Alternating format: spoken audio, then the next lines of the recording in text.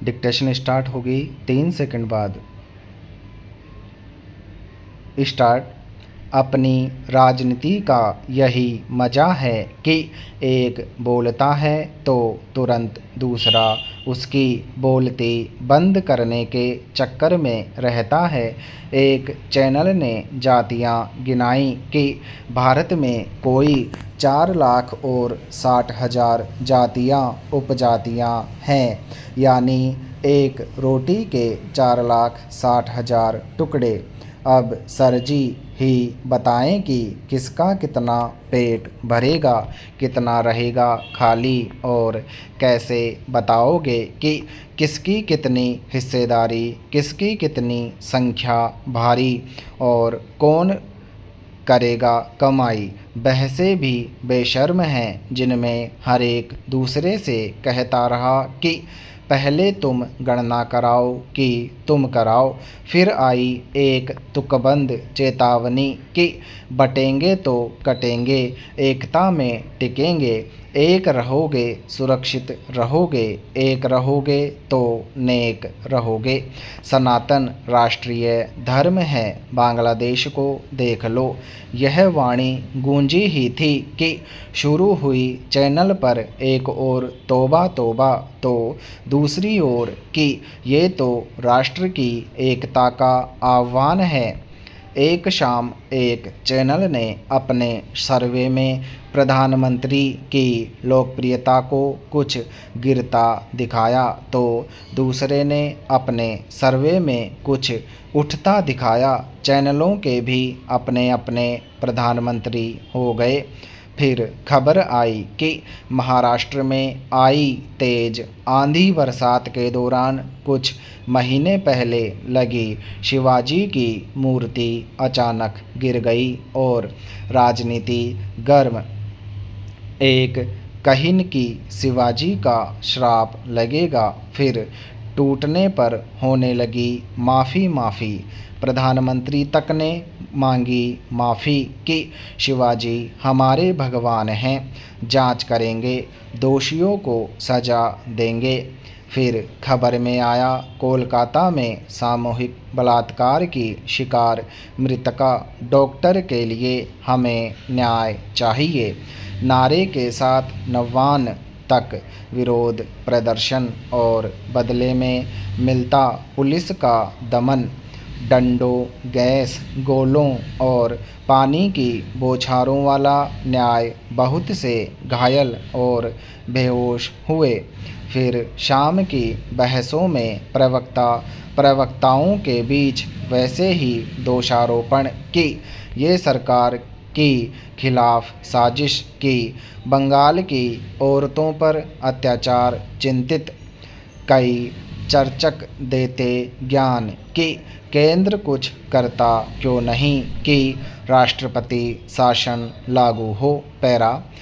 फिर आया बयान कि बंगाल को जलाने की साजिश हो रही है। बंगाल जलेगा तो ये राज्य जलेगा, वो जलेगा, हम आपसी कुर्सी गिरा देंगे। फिर आया एक पूरक बयान कि ये लड़ाई उन्होंने शुरू की है, ख़त्म मैं करूँगा, मैं आंदोलन दिल्ली तक ले जाऊँगा। हम तो कहेंगे कि जल तू जलाल तू, आई बला को टाल तू। बोले ओम शांति शांति शांति। एक एंकर बोला कि विचारों में हिंसा है।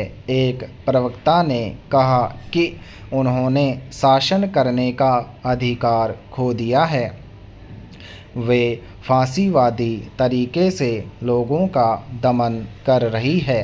बहरहाल शाम की बहसों में आग सुलगती रही, जिसे कुछ एंकर बुझाते रहे, कुछ। इसके बाद आया एक चैनल पर विपक्ष के एक बड़े नेता का जिउ जित्सु सियासी शतरंज में सफलता से चाल चलने के बारे में जितना नरेंद्र मोदी जानते हैं, शायद ही इस देश का कोई दूसरा राजनेता जानता होगा। इस बात को मानते हैं वे लोग भी जो मोदी के भक्त नहीं हैं। एक उदाहरण है वह हल्ला और हिंसा जो कोलकाता में दिखा है पिछले दिनों। न्याय के लिए लड़ाई न रहकर अब पूरी तरह से पश्चिम बंगाल में राजनीतिक रोटियां सेंकने का काम हो रहा है। ये खेल खेला जा रहा है। भारतीय जनता पार्टी के आला राजनेताओं के इशारे पर कहने को तो पिछले हफ्ते वाला बंद स्थानीय नेताओं ने बुलाया था आरजी कर अस्पताल के उस डॉक्टर के लिए न्याय दिलवाने के प्रयास में, लेकिन आपने भी देखा होगा कि बंद का नेतृत्व आम लोग नहीं भाजपा के लोग कर रहे थे। पैरा ऐसा नहीं है कि लोगों में उस बदनसीब डॉक्टर के लिए हमदर्दी कम हुई है। ऐसा भी नहीं है कि लोग न्याय नहीं चाहते हैं, लेकिन यह भी जानते हैं हम कि न्याय की गाड़ी अब चल पड़ी है। इसलिए इसके बावजूद विरोध प्रदर्शन करना और बंद बुलाना सिर्फ ममता बनर्जी की सरकार को परेशान करने के लिए नहीं करवाए जा रहे हैं। असली मकसद जानना मुश्किल है, लेकिन एक बात साफ है और वह यह है कि राष्ट्रीय स्तर पर इस घटना को उठाने में भाजपा का हाथ है। पिछले सप्ताह जब मैंने इस घटना पर राष्ट्रपति का बयान सुना कि बस बहुत हो गया है, तो जो शक था यकीन में बदल गया। राष्ट्रपति के इस वक्तव्य को मैंने जब कोलकाता में लगातार हो रहे विरोध प्रदर्शनों से जोड़ा तो निष्कर्ष क्या यही निकला कि ममता की सरकार को गिराने के लिए आंदोलन शुरू हो गया है। भाजपा के कुछ प्रवक्ताओं ने कहना शुरू कर दिया है कि पश्चिम बंगाल में राष्ट्रपति शासन लगाने की ज़रूरत है। क्या इसलिए ही नहीं राष्ट्रपति को इस दर्दनाक हादसे में घसीटा गया है। ममता दी या तो ये चाल समझी नहीं है या सोच समझकर इस चाल का जवाब दे रही हैं। खुद हल्ला बोलकर कह दिया है उन्होंने कि बंगाल में जो हो रहा है अच्छा नहीं है, इसमें दो राय नहीं है। किसी सीमावर्ती राज्य में अशांति फैलाना भारत के हित में नहीं है और इस वक्त जब बांग्लादेश में अराजकता फैली हुई है तो ऐसा करने से अपने देश की सुरक्षा को सिर्फ नुकसान पहुंचाने का काम होगा।